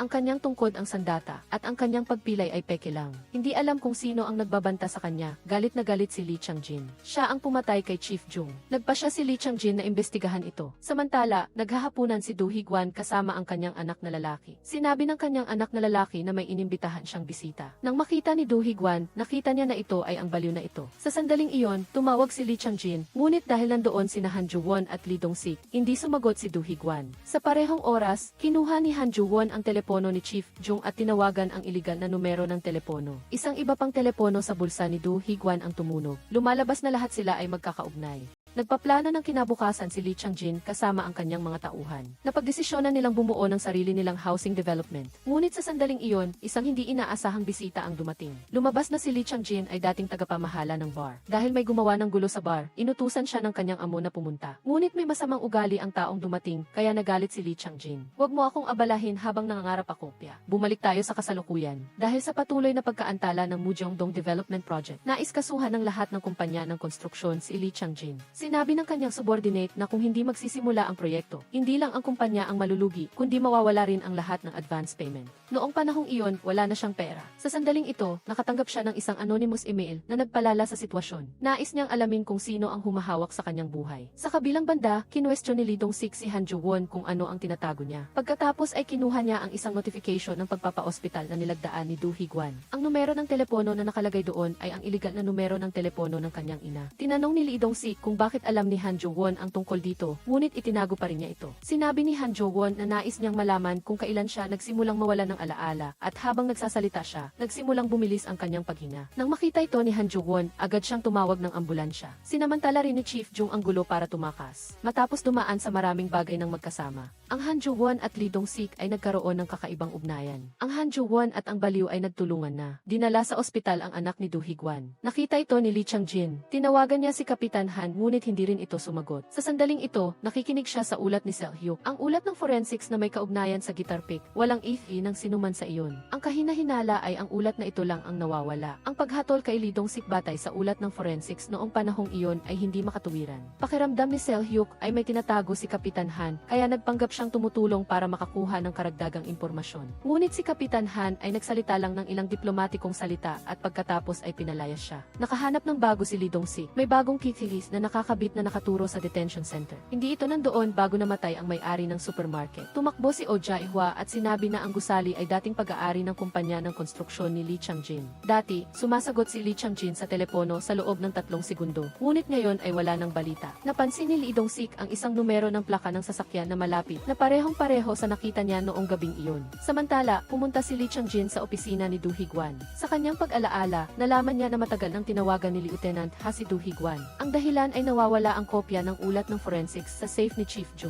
Tinutukoy niya ang kopya at ang orihinal ay sinira ni Do Hee-gwan dahil ang guitar pick ay may fingerprint ng kanyang anak na lalaki, si Han Jo-won. Noong una, nais lang niyang punasan ang mga fingerprint, ngunit pagkatapos ay nagpasya siyang sirain ang lahat. Nagalit si Lee Chang-jin sa pagtatago ni Jo Hee-joon. Sinabi ni Jo Hee-joon na hindi rin siya mas mahusay. Nangako siyang haharapin ng maayos ang katawan ni Eugene, ngunit biglang lumitaw siya sa dingding ng kanyang bahay. Itinuring ni Lee Chang-jin si Han Jo-won na isang lubhang hindi tiyak na kadahilanan. Naintindihan ni Do Hee-gwan na siya ay gagawa ng mabilis, kaya agad niyang tinawagan ang kanyang mga tauhan na pumunta sa ospital upang protektahan ang kanyang anak. Ngunit pagdating ng mga tauhan sa ospital, nawawala na si Han Jo-won. Lumabas na tumakas siya ng mag-isa at nagkataon na nakilala niya si Jo-won na dumating. Nais ni Jo-won na tulungan siyang hanapin ang kanyang mga alaala. Kaya dinala niya siya sa basement ng bahay ni Lee Dong-sik. Pagkatapos ay pumunta sila sa tindahan ng karne para magtipon kasama ang lahat. Kasama rin si Prosecutor Jeong. Ayon sa investigasyon, si Eugene ay may maraming bali sa buto mula sa kanyang mga paa hanggang sa liig, ngunit ang kanyang bungo ay buo. May isang kaso lang, nasagasaan siya ng kotse, at ang bilis ng kotse ay hindi bababa sa 45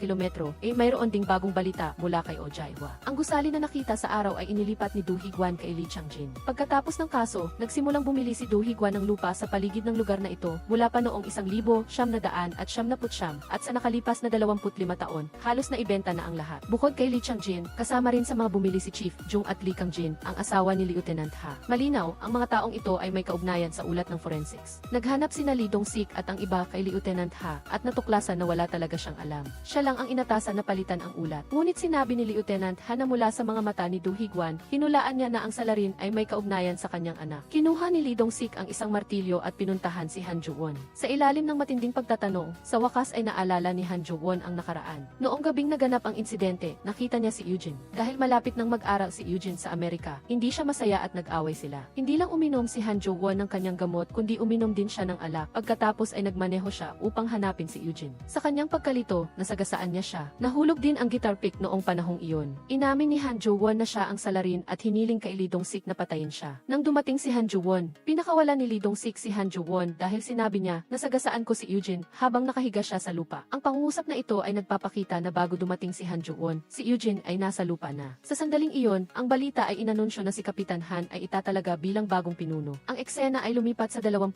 taon na ang nakakaraan. Nakita rin ni Eugene ang may-ari ng supermarket na ginagawa ang krimen. Pagkatapos makatakas mula sa kotse ng may-ari ng supermarket, nakilala niya ang tunay na pumatay sa kanya. Ang Deputy Commissioner ng pulisya ay nagmaneho habang lasing at tumakas pagkatapos ng aksidente. Lumabas na noong gabing nangyari ang insidente, 25 taon na ang nakalilipas, si Kapitan Han, na noon ay direktor ng Monju Police Station, ay pumunta sa restaurant upang makipagkita kina Do Hee-gwan at Lee Chang-jin. Ang proyektong pagpapaunlad ng Monju ay malapit nang magsimula na nagpasaya kina Do Hee-gwan at Lee Chang-jin. Bagaman malaking pakinabang para kay Kapitan Han ang tagumpay ng proyekto, ayaw niyang makisama sa dalawang ito ng walang dahilan. Tumayo siya at aalis na sana. Bagaman formalidad lang ang pagpili ng construction company, paano kung hindi ang kumpanya ni Director Lee ang piliin ng aking construction group, kundi ang iba? Nais ni Lee Chang-jin na paalalahanan si Kapitan Han na sila ay nasa iisang bangka at walang sinuman ang dapat magpakita ng pagmamaliit sa iba. Umupo muli si Kapitan Han. Agad na sinabi ni Do Hee-gwan kay Lee Chang-jin na salinan siya ng alak. Mula sa baso ng alak na ito, ang proyektong pagpapaunlad.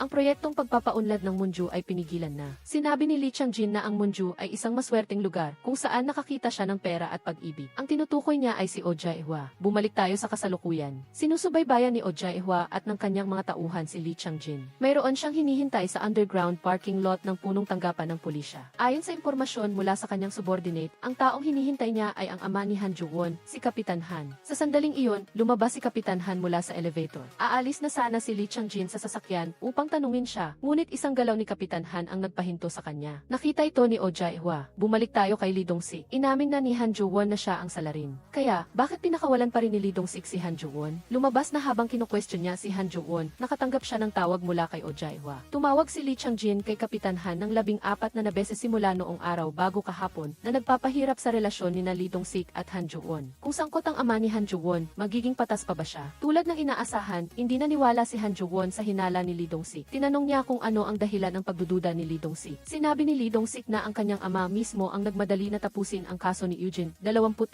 taon na ang nakakaraan, at ngayon, si Lee Chang-jin, isang suspect, ay baliw na hinahanap si Kapitan Han. Hindi dahil gusto niyang magduda, kundi dahil lahat ng ebidensya ay tumuturo sa ama ni Han Ju-won. Nalito si Han Ju-won, hindi niya alam kung sino ang paniniwalaan. Marahil ang tanging paraan ay ang maniwala sa kanyang sarili. Pagkatapos palayain ni Lee Dong-sik, umuwi si Han Ju-won. Bumalik na ang kanyang mga alaala. Noong gabing nangyari ang insidente, nasagasaan niya si Eugene. Sa gulat, tinawagan niya ang kanyang ina gamit ang isang iligal na telepono. Nang dumating si Do Hee-gwan sa pinangyarihan at nalaman niyang hindi niya ito kayang hawakan, tinawagan niya si Lee Chang-jin. Pagkatapos ay dinala niya ang kanyang anak sa isang psychiatric hospital. Ito ay nagpaalala kay Do Hee-gwan ng kanyang sakit. Anak, hindi mo ito sinabi kaninuman, di ba? Sinabi ni Han Jo-won na hindi, ngunit sa katunayan ay sinabi na niya ang lahat kay Lee Dong-sik. Sinabi ni Lee Dong-sik kay Han Jo-won na gumawa ng gulo sa pagitan ng kanyang ina at ni Lee Chang-jin. May tinatago sina Lee Chang-jin at Han sa iyo, ina. Lihim silang nagkita. Ano? Biglang sinabi ng kanyang anak na ikinagulat ni Do Hee-gwan. Dahil ang dalawang ito ay palaging nagmamaliit sa isa't isa at hindi kailanman nagkikita. Kung wala ka, ina, patuloy ni Han Jo-won. Ngayon, pumunta pa si Lee Chang-jin sa punong tanggapan ng pulisya upang hanapin si Han. Ang lahat ba ng alam mo sa ngayon ay totoo? Tahimik na nag-isip si Do Hee-gwan. Ang eksena ay lumipat. Masayang-masaya si Kapitan Han na siya ay itinalaga bilang pinuno. Bumalik si Han Jo-won at sinubukan ang kanyang ama. Sinabi niya na si Lieutenant Ha mismo ang nagpalit ng ulat ng forensics sa utos ni Do Hee-gwan na may relasyon kay Kapitan Han.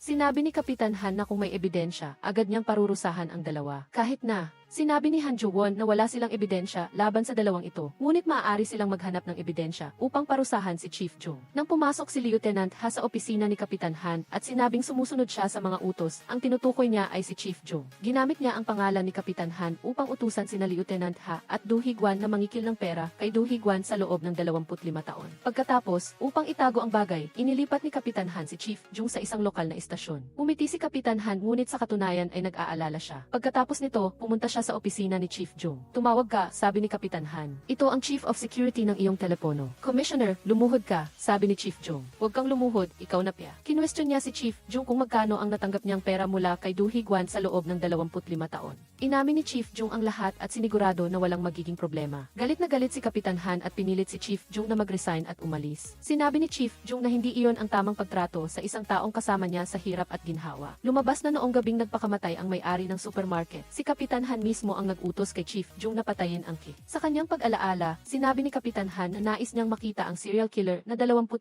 taon nang gumagala. Ngunit ngayon ay tinatanggihan niya ito. Sinabi ni Chief Jung na hindi talaga pumunta si Kapitan Han, ngunit ang kanyang matalik na kaibigan, si Lee Chang-jin, ay nandoon. Hindi mapigilan ni Kapitan Han ang pagtutol. Sa kabilang banda, sinabi ni Lee Dong-sik na hindi epektibo ang paraan ni Han Jo-won. Pinuntahan niya si Kapitan Han upang pag-usapan ang problema ni Chief Jung. 3 araw na. Samantala, nagpapatuloy pa rin si Chief Jung sa kanyang trabaho na parang walang nangyari. Sa parehong oras, nagsimula ng kumilos si Han Jo-won. Sa sandaling iyon, bumalik ang reporter na pinalayas ni Chief Jung. Nang makita siya ni Lee Dong-sik, nagalit siya at sinubukan siyang paalisin. Ngunit may bagong ideya si Han Jo-won. Sumang-ayon siyang magbigay ng impormasyon sa reporter, sa kondisyon na ilathala ang balita sa araw ng hearing ni Kapitan Han. Naintindihan din ni Lee Dong-sik ang intensyon ni Han Jo-won. Pagkatapos umalis ni Han Jo-won, biglang nakatanggap si Lee Dong-sik ng tawag mula sa opisina ni Kapitan Han. Pumunta si Lee Dong-sik para makipagkita kay Kapitan Han at sinabi niya ng direkta na nais niyang ilipat si Lee Dong-sik sa punong tanggapan na katumbas ng 3 antas na promosyon. Papayag ba si Lee Dong-sik? Lumipas ang 1 linggo. Nagaganap na ang hearing ni Kapitan Han. Ang lahat ay nakatuon sa taong malapit ng maging police commissioner. Nandoon din sina Han Jo-won at Seo Hyuk. Kahit na nakangiti si Han Jo-won, hindi siya pumunta para suportahan ang kanyang ama. Pagkatapos ng maikling talumpati ni Kapitan Han, nagsimulang magtanong ang mga reporter. Nagulat ng eksklusibo ang AC na si Chief Jung na malapit kay Kapitan Han ay tumatanggap ng suhol suhol sa loob ng 25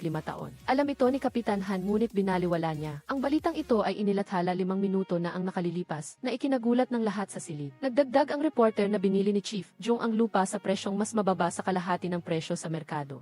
Maingat na sinagot ni Kapitan Han ang mga tanong ng reporter na parang handa na siya. Pagkatapos magsalita, kinuha niya ang kontrata sa utang. Pagkatapos ay nagkunwari siyang mangangako na muling itatag ang mga etikal na pamantayan ng pulisya pagkatapos niyang manungkulan. Hindi ito inaasahan ni Han Ju-won. Hindi niya inaasahan na ganoon kalalim ang paraan ng kanyang ama. Sa sandaling ito, pumasok si Lee Dong-sik. Kasalukuyan siyang nagtatrabaho bilang investigador sa punong tanggapan sa Seoul. Lumabas na tinanggap niya ang promosyon ni Kapitan Han. Malaking tulong ito sa investigasyon sa hinaharap. Nalito si Kapitan Han. Sinabi ni Lee Dong-sik, ang pagpapatupad ba ng batas ay nakasalalay sa oras at lugar. Pagkatapos, lumapit siya kay Han Jo-won at sa kasong pag-abuso sa kapangyarihan na humantong sa pagkamatay ni Lee Jin-ho, inaresto niya si Han Jo-won. Dahil sa hindi inaasahang insidente, ang pagpupulong ngayon ay magtatapos na. Ipinahayag ang pagtatapos. Ang bida ay talagang inaresto ang anak ng kandidato para sa police commissioner sa panahon ng hearing at ang taong inaresto ay nakangiti. Lumabas na noong nakaraang gabi, pinlano ng dalawa ang lahat. Si Lee Dong-sik ay inilipat sa punong tanggapan ng Seoul. May karapatan siyang arestuhin si Han Jo-won. Kahit na ibinunyag niya ang impormasyon sa reporter, batay sa pagkakakilala ni Han Jo-won sa kanyang ama, palagi siyang naghahanda ng lahat ng perpekto. Kaya, nagpa siya si Han Jo-won na isakripisyo ang kanyang sarili. Ngunit ang pag-aresto sa kanya ng maaga, hindi lang basta-basta ang pagpapatigil ng trabaho, maaari nitong sirain ang karera ni Han Jo-won. Sinabi ni Lee Dong-sik na gamitin niya ang karapatan niyang manahimik at huwag na huwag umamin sa kasalanan dahil marami pa silang kailangang gawin. Bumalik tayo sa kasalukuyan.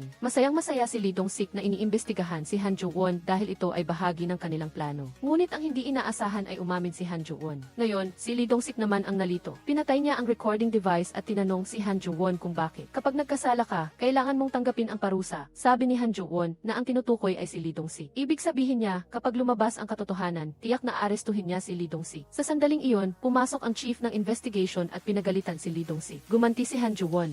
Sinabi niya na kung sumang-ayon ang Chief of Security na parusahan siya, hindi sana siya inaresto sa harap ng kamera. Sinabi ni Lee Dong-sik na kung umamin na siya sa kasalanan, dapat muna siyang magpahinga sa trabaho. Sinabi ni Han Jo-won na handa siyang tanggapin ang parusa. Pagkatapos ay nagmaneho siya pauwi. Sa sandaling ito, galit na galit si Kapitan Han sa bahay. Inakala niya na si Seo-hyuk at Han Jo-won ay magkasamang gumawa ng mga bagay na ito. Si Seo-hyuk ay tumutulong lang kay Han Jo-won na magsabi ng isang magandang bagay. Naiintindihan ko ang taong iyon, wala akong naintindihan tungkol sa kanya. Kahit ilang beses pa akong muling ipinanganak, sasakay pa rin siya sa ulo ko. Ito ay labis na ikinagalit ni Seo-hyuk na galing sa isang mababang pamilya. Palagi siyang sinusubukang pasayahin si Kapitan Han, ngunit mukhang hindi niya siya kailanman tinuring na isang tao. Dati, nangangarap pa siyang maging bahagi ng pamilya, pero ang sampal na ito ang tuluyang gumising sa kanya. Sa sandaling ito, pumasok si Han Jo-won. Naunawaan niya ang kanyang ama na ang nag-iisang tao sa mundo na pinagkakatiwalaan ni Enfi Han ay ang kanyang sarili. Pagkatapos, tumugon siya na nagsasabing kung hindi inilipat ng kanyang ama si Lee Dong-sik sa punong tanggapan, hindi sana siya nahuli. Ipinahayag ni Han Jo-won na inamin niya ang kanyang pagkakasala at pansamantalang sinuspinde sa trabaho. Hindi alam ni Enfi Han kung paano tumugon. Nagpatuloy si Han Jo-won na baka dahil kamukha niya ang kanyang ama, kaya ginawa niya iyon at tinanong kung ito ba ang tinatawag na dugo. Inutusan siya ni Enfi Han na umalis kaagad. Ngunit malumanay pa ring sinabi ni Han Jo-won na kung gustong maglabas ng saloobin ng kanyang ama, handa siyang makinig. Sa katunayan,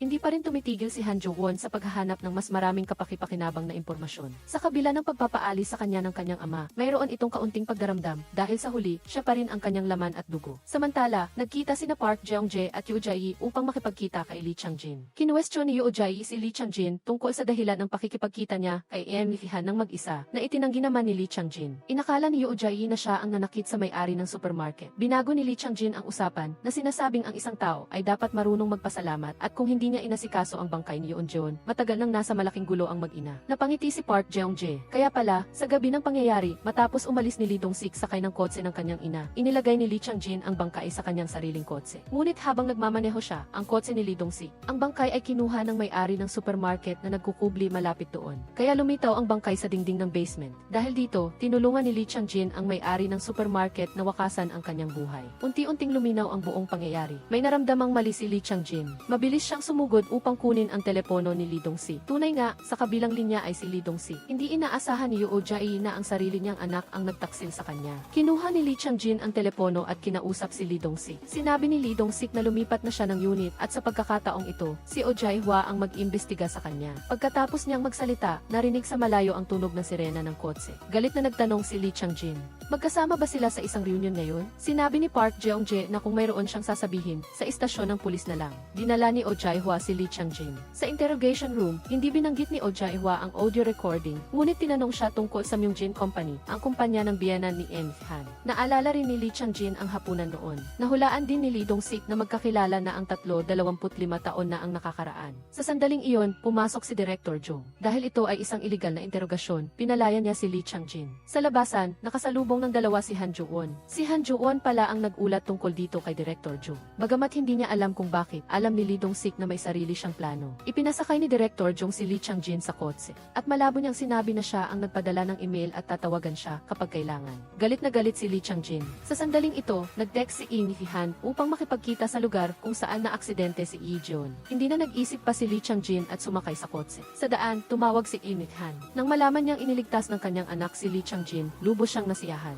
Sinusubaybayan ni Lee Dong-sik at Oh Jae-hwa ang dalawa, ngunit hindi nagtagal ay nawalan sila ng bakas. Nagkita ang dalawa sa pinangyarihan noong nakaraan. Naalala ni Si Han ang nakaraan. Pagkatapos niyang maaksidente si Lee Jeon, nataranta siya at tinawagan si Lee Chang-jin upang ayusin ito. Pagkatapos umalis ni Si Han, inilagay ni Lee Chang-jin ang bangkay ni Lee Jeon sa gitna ng kalsada, na humantong sa pangyayari kay Lee Dong-sik. Pagkatapos, bumalik siya sa kasalukuyan. Sa wakas ay sinabi ni Lee Chang-jin ang totoo. Ang taong nag-utos sa kanya na pumunta roon at saktan ang may-ari ng supermarket ay walang iba kundi si Lee Han. Narinig ito ni Han Joo-won. Ibig sabihin, naglagay siya ng listening device sa kotse ng kanyang ama dati pa. Malinaw na ang mga pangyayari. Parehong sinamsang bae at ang may-ari ng supermarket ay sinaktan ni Lee Chang-jin at ang nasa likod nito ay si Lee Han. Hawak na ngayon ni Jung Cheol-mon ang matibay na ebidensya. Inutusan ni Si Han si Lee Chang-jin na ayusin ang problemang ito kaagad at ang dahilan kung bakit namatay ang may-ari ng supermarket ay dahil nakita niya noon si Han na naaksidente. Nabigla si Han Joo-won at hindi makapagsalita. Ang ama niya pala talaga ang sanhi ng aksidente ni Lee Yoo-yeon. Ang ama na laging nagkukunwaring matuwid. Pala, siya ang may sala. Kumuha si Han Joo-won ng golf club mula sa trunk ng kotse at dumiretso sa kanila. Tinanong ni Lee Chang-jin si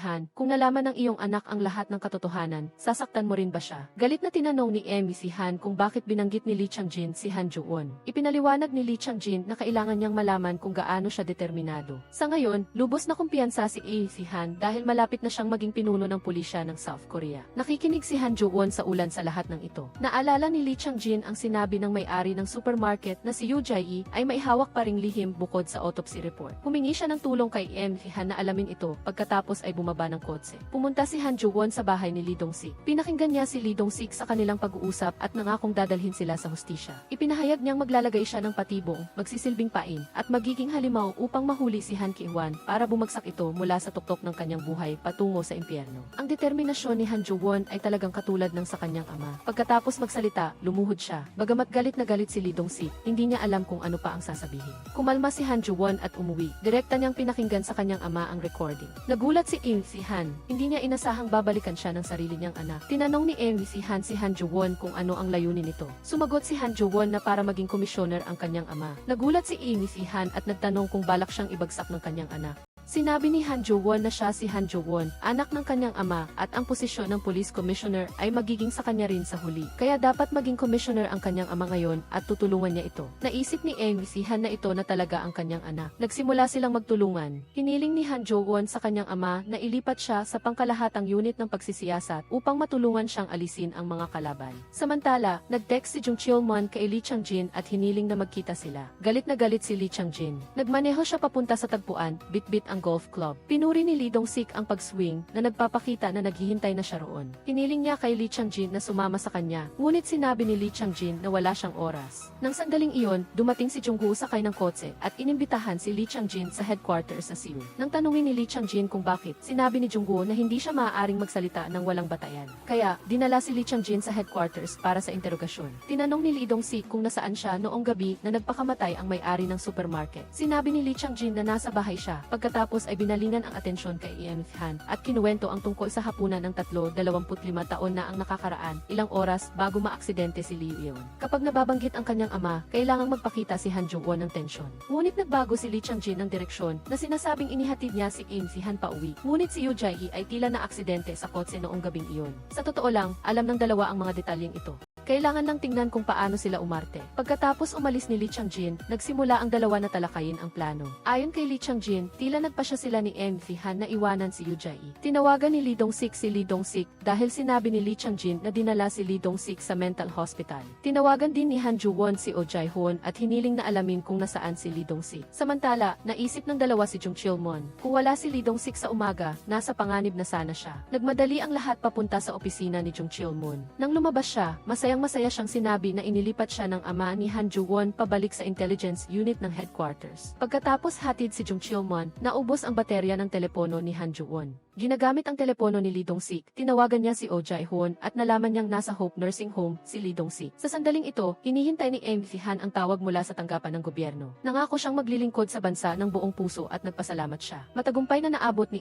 Han ang posisyon ng pinuno ng pulisya, ang huli niyang pangarap. Sa sandaling ito, tumunog ang telepono ni Lee Dong-sik. Tumawag si Jung Chil-mon na nagsasabing gusto niyang makipag-usap kay Lee Dong-sik at hiniling na pumunta siya sa bahay niya ng mag-isa nang walang nakakaalam. Inilagay ni Han Ju-won ang telepono sa kanyang bulsa. Sinabi lang niya kay Lee Dong-sik na nasa Hope Nursing Home si Lee Dong-sik, ngunit hindi niya binanggit ang text message mula kay Jung Chil-mon. Gustong hanapin ni Lee Dong-sik si Lee Dong-sik, habang si Han Ju-won naman ay nagdahilan na umalis ng mag-isa. Samantala, dinala ng tauhan ni Oh Jae-hwa si Jung Chil-mon sa villa at pagkatapos ay nagbantay sa gate. Sa sandaling ito, dumating din si Han Ju-won. Pagkatapos ng ilang salita, pumasok siya sa villa. Hinabol din siya ni Lee Dong-sik. Natuklasan ng lahat na nakalock ang pangunahing pinto mula sa loob. Naramdaman ni Lee Dong-sik na may mali, kaya umakyat siya sa pader patungo sa bakuran. Nang makapasok siya sa loob, natuklasan niyang patay na si Jung Chil-mon. Paano siya nagawa sa ilalim mismo ng ilong ng pulis? Ano ang nangyari? Pag-uwi niya, nag-text si Jung Chil-mon kay Lee Chang-jin, ngunit hindi siya sumagot. Galit na tumawag si Jung Chil-mon. Hindi niya inaasahan na nagtatago na pala si Lee Chang-jin sa villa. Wala man lang pagkakataon si Jung Chil-mon na lumaban at inagaw ang kanyang buhay. Niligaw ni Lee Chang-jin ang pinangyarihan at umalis. Pagkaraan ng ilang sandali, dumating si Han Ju-won. Huli na nang matuklasan niyang patay na si Jung Chil-mon. Dinala si Han Ju-won sa interrogation room. Sinabi ni Lee Dong-sik na gusto siyang saktan at tinanong kung bakit siya pumunta sa halip na si Lee Dong-sik. Paulit-ulit na humihingi ng tawad si Han Ju-won. Naunawaan ni Lee Dong-sik ang nararamdaman ni Han Ju-won. Sinabi niya kay Han Ju-won na huwag na itong makonsensya. Umalis si Han Ju-won at umuwi. Paulit-ulit siyang naghugas ng kamay. Hindi niya sinagot ang tawag ng kanyang ama. Sa sandaling ito, nalaman din ni Han na may nangyaring masama kay Jung Chil-mon. Ayon sa ulat ni Oh Jae-hoon, natagpuan nila ang teleponong ginamit sa pag-text kay Nam Sang-bae sa bahay ni Jung Chil-mon at ang kutsilyo ay may fingerprint lang ni Jung Chil-mon. Ang huling text message sa telepono ni Jung Chil-mon ay para kay Lee Dong-sik. Nagtaka si Oh Jae-hoon kung bakit naroon si Han Ju-won sa pinangyarihan. Upang hindi madamay ang kanyang anak, hiniling ni Han kay Oh Jae-hoon na tapusin ang kaso bilang pagpapakamatay. May gusto pang sabihin si Oh Jae-hoon, ngunit inutusan siya ni Han na gawin lang ang kanyang sinasabi at huwag na magtanong pa. Pagkatapos umalis ni Oh Jae-hoon, tinawagan ni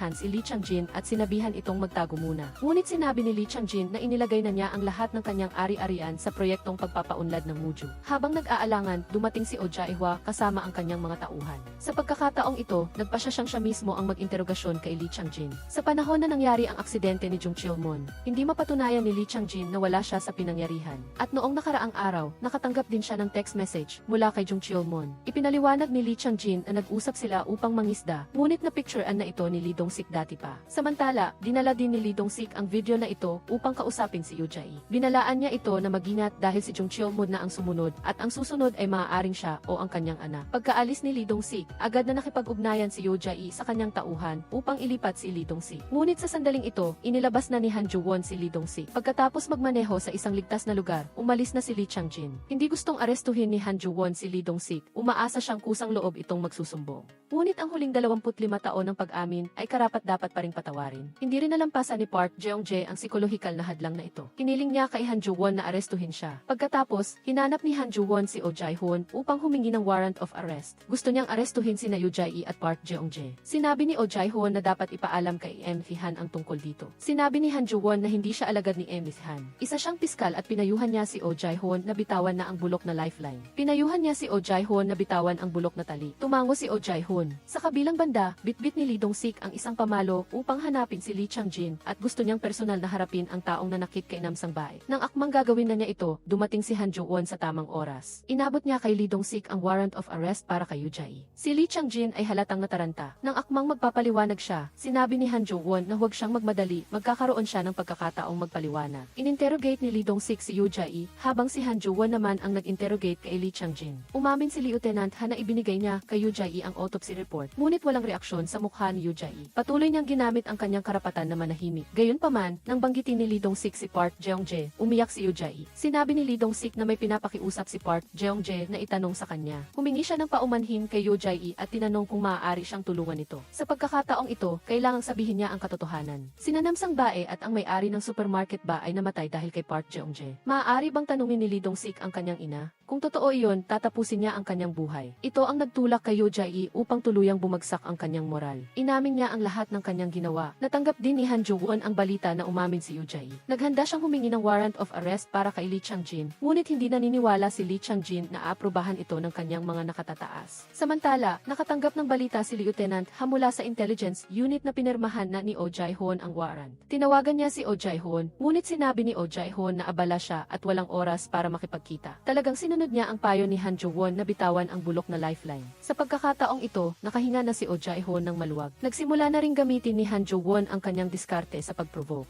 Ngunit si Lee Chang-jin ay isang veterano sa buhay, kaya walang silbi ang anumang sasabihin. Upang pilitin si Lee Chang-jin na magsalita, naglabas si Han Joo-won ng isang malaking baraha. Sinabi niya na ang mga taong tulad nila ay hindi talaga naiintindihan ang kanyang ama. Sa sandaling makaupo ang kanyang ama sa posisyon, lahat sila ay aalis. Pagkatapos, pinakinggan niya si Lee Chang-jin sa audio recording noong gabing iyon, mga walang kwentang tao na hindi dapat mabuhay. Sa sandaling ito, pumasok si Oh Jae-hwa at ipinahayag na naaprubahan na ang warrant of arrest. Binanggit niya na tumawag si Commissioner Han at hiniling na huwag silang bigyan ng anumang pagiging maluwag at haharapin sila sa batas. Sa gabi, naalala ni Lee Chang-jin ang sinabi ng may-ari ng supermarket. Pagkatapos, lumitaw si Lee Dong-sik sa kanyang harapan. Sa ilalim ng pamimilit ni Lee Dong-sik, sinabi ni Lee Chang-jin ang totoo. Si Han mismo ang nagdulot ng aksidente ni Yoo Jae noong gabing iyon. Kasabay nito, nakatanggap din si Han ng balita na nagtatapat si Lee Chang-jin sa Major Crimes Investigation Team. Sa sandaling ito, may lumabas na balita sa telepono. Binuksan ni Han ang EC at nakita ang balita. Si Commissioner Han Ki-hwan ay pinaghihinala ang nagmaneho ng lasing at tumakas matapos maaksidente 25 taon na ang nakakaraan. Ang hit and run accident na iyon ay humantong sa pagkawala at pagkamatay ng isang estudyante sa Universidad sa Muju. Pinatugtog din ang audio recording. Alam ni si Han na wala na siyang magagawa. Kinuha niya ang baril at itinutok sa sarili niya. Ayaw ni Han Joo-won na mamatay ang kanyang ama sa ganitong paraan. Dapat siyang magdusa. Sa sandaling iyon, dumating si Lee Dong-sik. Nagsalita ang dalawa na may baril. Hinarangan ni Han Joo-won si Lee Dong-sik. Kinuha niya ang baril ni Lee Dong-sik. Ayaw ding masaktan ni Lee Dong-sik si Han Joo-won. Hinarangan niya ang baril ni Han. Barilin mo ako, Han Ki-hwan. Sa pagdududa na sanhi ng pagkamatay ni Lee Yeon-joon, hit and run, pagtatapon ng bangkay, at pag-udyok sa iba na gumawa ng krimen, inaaresto kita. Kaya, personal na inaresto ng anak ang kanyang ama. Sinunod din ni Lee Dong-sik ang kasunduan at tinanggap ang parusa ng batas. Pagkaraan ng ilang taon, muling nagtipon ang lahat sa tindahan ng karne ni Lieutenant Ha. May bago ng gupit si Lee Dong-sik at hinarap niya ang buhay. Nagtapos ang kwento sa masayang tawanan. Ang Korean drama na ito ay sulit na panoorin ng 2 o 3 beses. Ang mga plot twist at detalye sa pelikula ay napakagandang pagkakagawa. Kung iisipin, lahat ng tao sa pelikula ay gumawa ng mga iligal na gawain. Ang lahat ay nais mahuli ang halimaw, ngunit sila mismo ay naging halimaw. Sa katunayan, hindi nakakatakot ang halimaw. Ang pinaka nakakatakot ay ang kalikasan ng tao. Dito nagtatapos ang ating pagsasalaysay sa pelikulang ito. Salamat sa inyong panonood. Kung may gusto kayong panoorin, maaari kayong mag-iwan ng mensahe sa comment section.